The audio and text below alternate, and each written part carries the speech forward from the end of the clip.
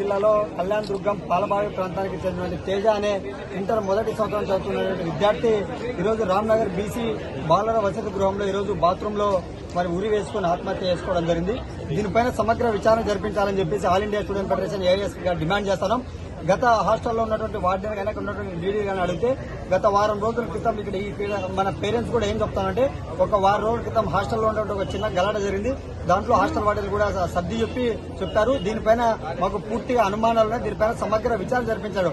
కనీసం ఒక అబ్బాయి ఆత్మహత్య చేసుకొని చనిపోతే అక్కడ ఉన్నటువంటి టాయిలెట్ వాష్రూమ్ కనీసం ఒక మనిషి ఎత్తు కూడా లేకుండా కింద పరిసర ప్రాంతాల్లో ఉంది.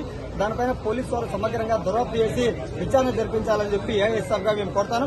అదేవిధంగా ఇవాళ ఈరోజు ఆత్మహత్య ఉంది. చాలా మటుకు జిల్లాలో బీసీ కావచ్చు, ఎస్సీ కావచ్చు, ఎస్టీ కావచ్చు వసతి గృహాలలో ఇవాళ కనీసం అంటే ఈ రోజు రేపు కూలిపోవడానికి సిద్ధంగా ఉన్నాయి. మరి ఇందాకే మరి బీసీ సంక్షేమ శాఖ మంత్రి వర్యులు మరి సవితమ్మ గారు కూడా మరి ఇక్కడ వచ్చి సందర్శన చేశారు. అంటే ఇలా కేవలం ఎవరో చనిపోయిన మాత్రమే సందర్శన కాకుండా మరి నిత్యం బీసీ, ఎస్సీ, ఎస్టీ, మైనార్టీ హాస్టళ్ల సంక్షేమం పైన అభివృద్ధి చెందాల. ఈ జిల్లాలో దాదాపు 120 హాస్టళ్లు పైబడిగా ఉంటే చాలా హాస్టళ్లు కనీసం ఈ రోజు రేపు కూలిపోవడానికి సిద్ధంగా ఉన్నా కూడా వాటి మరమ్మతుల కోసం రాష్ట్ర ప్రభుత్వం కనీసం ఒక నిధులు కూడా కేటాయించలేదు.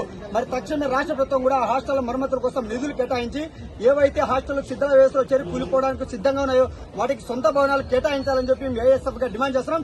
ఈ తేజ మృతిపైన సమగ్ర విచారణ జరిపించి బాధ్యులు ఎవరైనా ఉన్నారో వారిపైన సమగ్ర విచారణ జరిపించి చర్యలు తీసుకుని బాధిత కుటుంబం రైతుకు సంబంధించిన కుటుంబం కాబట్టి ఆ కుటుంబానికి న్యాయం చేయాలని చెప్పేసి all India student federation AISF గా రాష్ట్ర ప్రభుత్వాన్ని, జిల్లా పోలీసు అధికారిని, జిల్లా కలెక్టర్ గారిని కోరుతా ఉన్నాం.